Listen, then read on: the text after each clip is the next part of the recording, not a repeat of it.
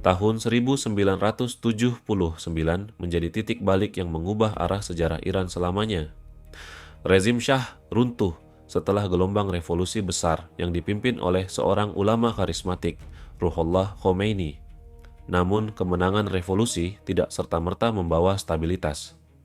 Justru sebaliknya, kekacauan dan ketidakpastian mulai menyelimuti negara. Pemerintahan baru menghadapi ancaman dari berbagai arah, baik dari sisa-sisa loyalis rezim lama, kelompok oposisi, hingga intervensi asing yang berpotensi menggulingkan kekuasaan yang baru terbentuk. Dalam kondisi penuh kecurigaan inilah, Khomeini menyadari bahwa militer reguler Iran tidak sepenuhnya bisa dipercaya, karena sebagian besar masih memiliki akar loyalitas terhadap sistem lama. Maka lahirlah sebuah keputusan yang akan mengubah struktur kekuasaan Iran secara permanen, pembentukan Islamic Revolutionary Guard Corps. IRGC bukan sekadar pasukan militer, melainkan alat ideologis yang dirancang untuk melindungi revolusi Islam dari ancaman internal maupun eksternal. Sejak awal, peran mereka sudah berbeda dari tentara biasa. Mereka tidak hanya menjaga perbatasan, tetapi menjaga keyakinan, menjaga sistem, dan memastikan bahwa revolusi tidak akan pernah direbut kembali.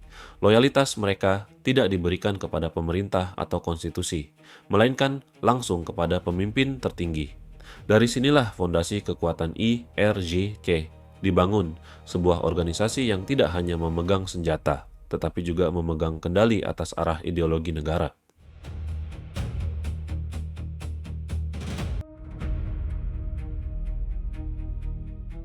Ditempa dalam perang. Belum lama setelah terbentuk, IRGC langsung dihadapkan pada ujian yang jauh lebih besar dari sekadar konflik internal.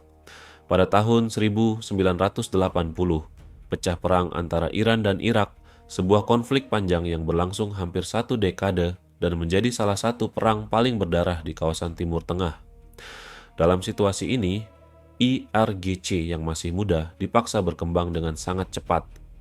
Mereka tidak memiliki pengalaman militer yang matang, tidak memiliki perlengkapan secanggih musuhnya, namun mereka memiliki sesuatu yang tidak dimiliki oleh tentara konvensional, militansi ideologis. Mereka bertempur dengan keyakinan bahwa perang ini adalah bagian dari perjuangan suci. Strategi yang digunakan seringkali ekstrem, termasuk serangan gelombang manusia yang mengandalkan jumlah dan semangat juang daripada taktik modern. Ribuan pemuda bahkan rela maju ke medan perang dengan risiko kematian yang hampir pasti. Dalam kekacauan perang inilah IRGC berevolusi. Mereka mulai membangun struktur komando, memperkuat jaringan, dan memperluas peran mereka dalam militer Iran.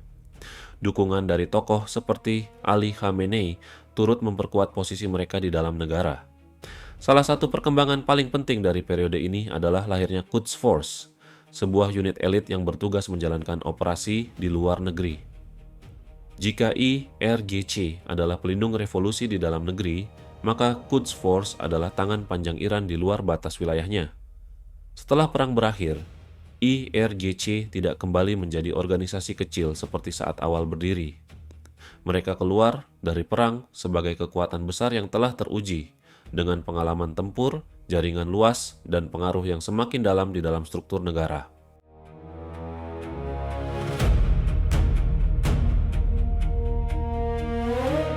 Negara dalam negara.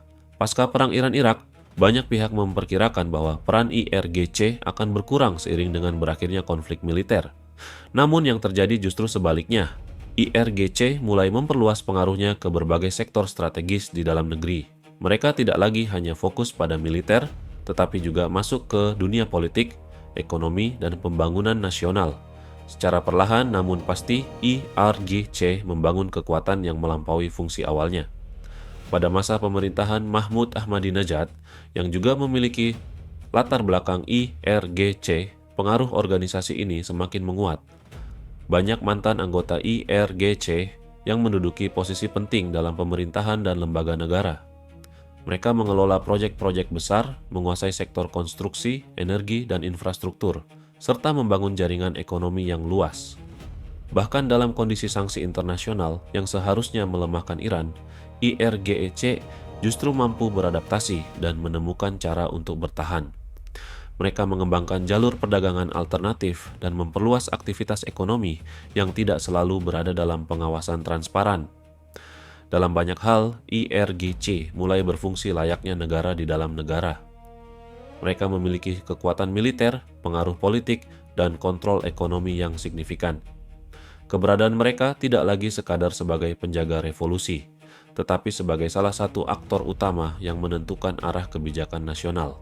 Dan yang membuatnya semakin kompleks adalah fakta bahwa kekuatan ini bekerja tidak selalu di permukaan, melainkan seringkali bergerak di balik layar.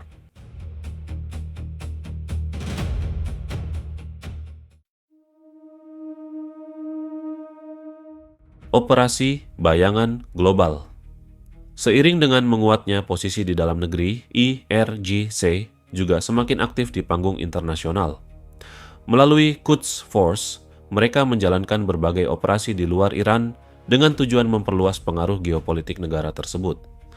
Aktivitas ini mencakup dukungan terhadap berbagai kelompok di kawasan Timur Tengah, termasuk di Irak, Lebanon, Suriah, dan Yaman. Dukungan yang diberikan tidak hanya dalam bentuk finansial, tetapi juga pelatihan militer, persenjataan, dan strategi perang. Dengan cara ini, Iran mampu membangun jaringan aliansi yang memperkuat posisinya di kawasan tanpa harus terlibat langsung dalam konflik terbuka. Namun, aktivitas ini juga menimbulkan kontroversi besar di tingkat global. Banyak negara menilai bahwa tindakan IRGC, khususnya Quds Force, berkontribusi terhadap instabilitas regional. Beberapa bahkan secara resmi mengklasifikasikan IRGC sebagai organisasi teroris. Di sisi lain, pemerintah Iran melihat peran ini sebagai bagian dari strategi pertahanan dan pengaruh, terutama dalam menghadapi tekanan dari kekuatan Barat. Perspektif yang berbeda ini membuat IRGC menjadi salah satu organisasi paling kontroversial di dunia. Bagi sebagian pihak, mereka adalah pelindung dan simbol perlawanan. Namun bagi yang lain, mereka adalah aktor bayangan yang memainkan peran dalam konflik global. Disinilah IRGC berdiri, di antara dua narasi yang saling bertolak belakang dan terus bergerak di ruang abu-abu antara legitimasi dan kontroversi.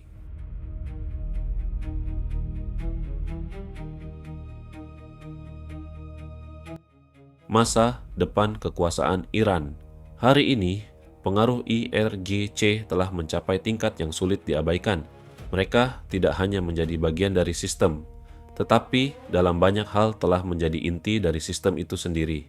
Keterlibatan mereka dalam militer, ekonomi, dan politik menjadikan mereka salah satu kekuatan paling dominan di Iran. Dalam situasi geopolitik yang terus berubah, peran IRGC justru semakin penting. Banyak analis percaya bahwa masa depan Iran sangat bergantung pada bagaimana peran IRGC berkembang ke depan.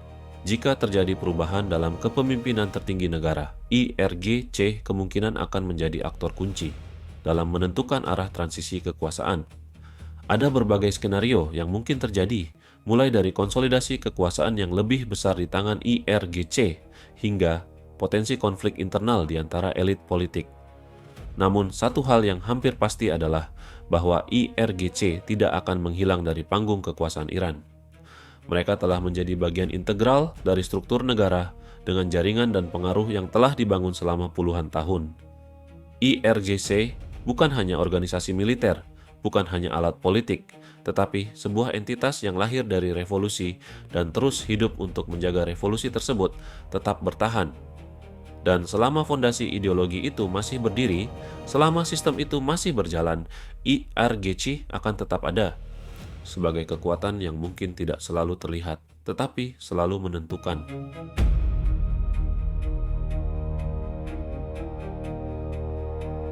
Di balik setiap keputusan besar, di balik setiap konflik yang terjadi, selalu ada kekuatan yang bekerja tanpa terlihat sepenuhnya. IRGC adalah salah satu contoh paling nyata dari kekuatan tersebut. Mereka tidak selalu muncul di permukaan, tidak selalu menjadi sorotan utama, namun pengaruh mereka terasa di banyak tempat. Dalam dunia yang penuh kepentingan dan strategi, kekuatan seperti inilah yang seringkali menentukan arah sejarah, dan mungkin yang paling berbahaya bukanlah yang terlihat jelas di depan mata, melainkan yang bergerak perlahan dalam diam